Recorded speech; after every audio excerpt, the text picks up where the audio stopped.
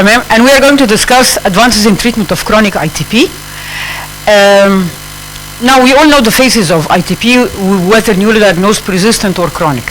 Now the problem is, I'm talking about adult ITP, and with adult ITP you are mostly discussing chronic. The most, we published several publications. Dr. Daad Mirdash, she is our ITP person in Clinical Hematology Unit Qasr Al Aini, and collecting our cases, as you can see, we have many females rather than males, and the median age of diagnosis is 30 years, and although newly diagnosed cases present 46% of cases, chronic cases are 45% of cases. So many of our cases are chronic ITP cases. So this is really bad. And according to secondary causes, many cases with anti-nuclear antibody positivity and hepatitis C antibody positives were there. Now the hepatitis C is a little bit less. But still we do have cases that have positive EBV, positive DNA, positive HIV and others. So not all of them are just primary. We also have a reason. Of course, chronic ITP, there's an impact on patients because these patients have to continue medication for a long while because they have tendency to bleed, and they also have tendency to thrombose. They have both tendencies, and they are suffering from fatigue, they're suffering from depression, they have a bad quality of life. And this might affect them all through their lives. It's a chronic problem. And as you can see, this self-supported health-related quality of life adult survey showed that they fared worse than cases with hypertension, than even cases with arthritis. They were a little bit similar to diabetes mellitus cases. So they really suffer not only bleeding, but they also suffer otherwise. And we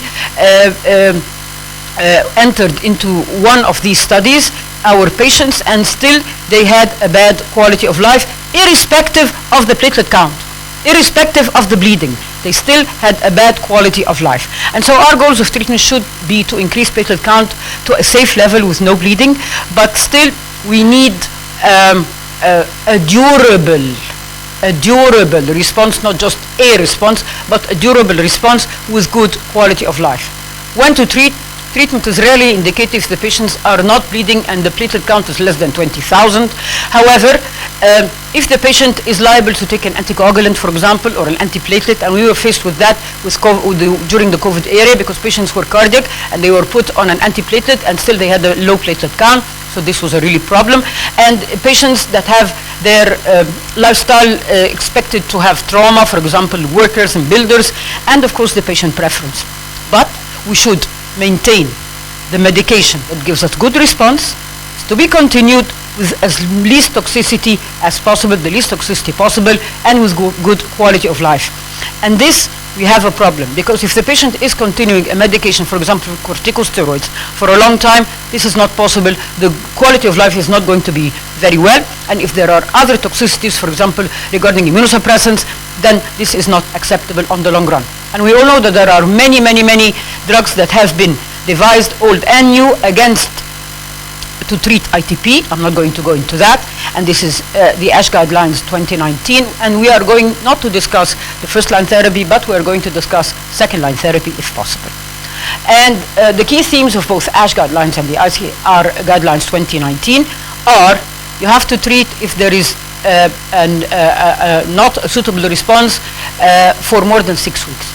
So if the patient is receiving a first-line therapy for 6 weeks with no result or suboptimal result, you have to shift to something else. You have to defer splenectomy for at least 1 year, especially during children, but also during adult treatment. Treatment goals should include quality of life and less toxicity, and future directions are there. So, according to we included 300 patients receiving corticosteroids, and 60% of them had failure, or they needed corticosteroids for a long time, and this did not work, so they had to shift to second-line therapy. And regarding second-line therapy, we had good results for up to 50% with romiplastim, and we had good results with rituximab. And also, some cases had to go to splenectomy. So these are our results, our own results in Qasr Al Aini. About TPO receptor agonists, they are going to save many patients, adult patients, from splenectomy, because eltrambovac or romiplastim offer potential maintenance safe levels, and even if patients that are refractory to first-line treatment they can continue and they can avoid splenectomy. And so this is the subgroup analysis that Dr. Ragab just mentioned, and it included many, many patients, but I'm going to mention some other aspect of the same study. Now, these patients had more than one line of prior therapy, and some of them had less than 1 year ITP, some of them had more than 1 year ITP. Let us look at what happened to them, and in comparison to standard of care, other standard of care treatments versus romiplostim, the platelet response was much, much better in the patients receiving romiplostim weekly. And if you can see, response was more than 75% of the time more in the romiplostim, also more than 90% of the time more in the romiplostim arm, and durable response. And this is exactly what I need for my adult patients, because they are going to continue the treatment for a very long time. So I do not need only a good response, I need a durable response, and this is very important. And if you can see, look at the platelet count here, and now as long as the patient is receiving the treatment, he is giving a good platelet count. This is exactly what I need. And the rescue medication use, because of the lack of response, is not there. As you can see up front, early on, they needed some rescue treatment, but as they continued the medication, as they continued the romiplostim, the need for rescue treatment decreased. And so the patients were faring much well. And bleeding was much, much less as long as the patient continued. As you can see to your left, patients receiving romiplostim, they did not need they did not meet with any bleeding. However, patients that were receiving other standard of care, look at the bleeding risk that they had, especially up front, maybe not later, but especially up front. So, looking at safety summary, now using romiplostim, was this safe versus standard of care treatment? And the answer was yes, because the grades, the adverse events were much more likely to happen in the non-romiplostim arm. And of course, as mentioned by Dr. Ragab, you have to titrate the dose according to the platelet count so that you do not get any adverse events regarding the platelet count with romiplostim. Now, not only did they continue the treatment, but some of them, they looked at if we can stop the treatment. If you can have, as Dr. Ragab mentioned, treatment-free remission. And this included patients that had maintained a platelet count of more than 50,000 for a while, okay, and now they titrated the dose, they decreased the dose by 1 microgram per kg every 2 weeks until they stopped the medication. And they followed the patients up. And the patients that maintained the 50,000 with no bleeding, these were counted as treatment-free remission. Let us look. This was the treatment-free remission evaluation. And also no bleeding, and also no need for rescue medication. Let us look at the results. The primary endpoint of this study was the number of months patients had the platelet response, and this was 11 months. And the number of weeks to platelet response using romiplostim, and this was 2 months. That means that the use of romiplostim gave a stable, good response for 11 months, and it gave an early response. And this was very important. And it has been noted that attaining an early response of good platelet number gave a higher possibility of treatment-free remission later on. And so maybe our next goal, not just to attain a good platelet count, but to attain an early good platelet count. Hopefully this is going to be met with in the future. Now the secondary endpoint was patients with treatment-free remission. 32% of cases attained treatment-free remission. That means that they reduced the doses of romiplostim and they stopped romiplostim, but still they maintained the platelets more than 50,000 without bleeding. And the median time to onset of remission was 27 weeks.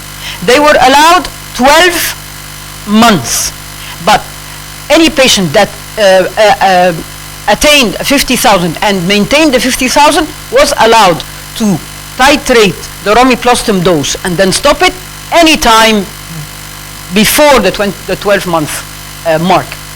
And the median time to onset of remission was 27 weeks. Now look at that. These on your left are patients that were remitters. And as you can see, in yellow they stopped the romiplostim, but still their platelet count in blue was high. On the other hand, Patients that did not remit, they had to continue the romiplostim, but still they attained and they maintained a rather acceptable platelet count. Of course, they looked what did the patient receive before romiplostim. Did it differ? And the patient, no, did not differ. Whatever they had received upfront, it was only the romiplostim use that gave the result. And how about safety? Safety in the 12-month period was okay.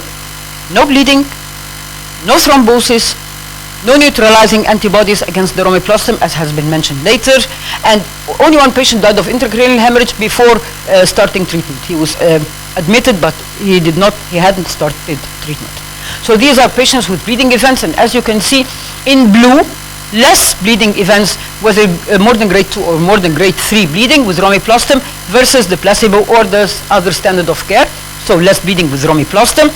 And the median weekly platelet count in blue was much, much higher than the placebo or the other standard of care in green. So the use of romiplostim gave higher platelet counts in splenectomized and in non-splenectomized patients. And the platelet counts were high and they were stable. And this is very important because my patient can go up and down, up and down, and up and down. And this can make life tougher for me because the patient can bleed and then stop bleeding, or the patient can even clot. So I need a stable platelet count all through. Now these are the EHA 2021 abstracts using romiplostim, and it has been mentioned that it gives durable platelet response with cases that are new, with cases that are persistent, and that were cases that were chronic. And the earlier the use of romiplostim, the higher the durable platelet response, as you can see. Also in elderly, it has been used, and even in elderly ITP patients, because you are now worried more about the clots, it gave a sustained response off treatment in a significant portion of patients, and in patients with thrombosis history, caution is warranted. So even with elderly patients, the use of romiplostim can be stopped with treatment-free remission, but be careful with the use in cases that have had clots before, especially in elderly.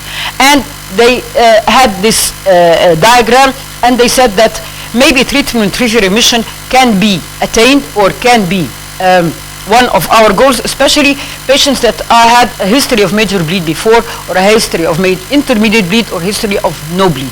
And of course, patients with no bleed, you will probably be it will be safer to stop the treatment and look for treatment-free remission rather than patients that have had a major bleed before. Maybe with these patients, it is safer to continue romiplostim and not stop it. How about L-Trompovac? How much do I have? How many minutes? Yeah? خلاص. مش بيه.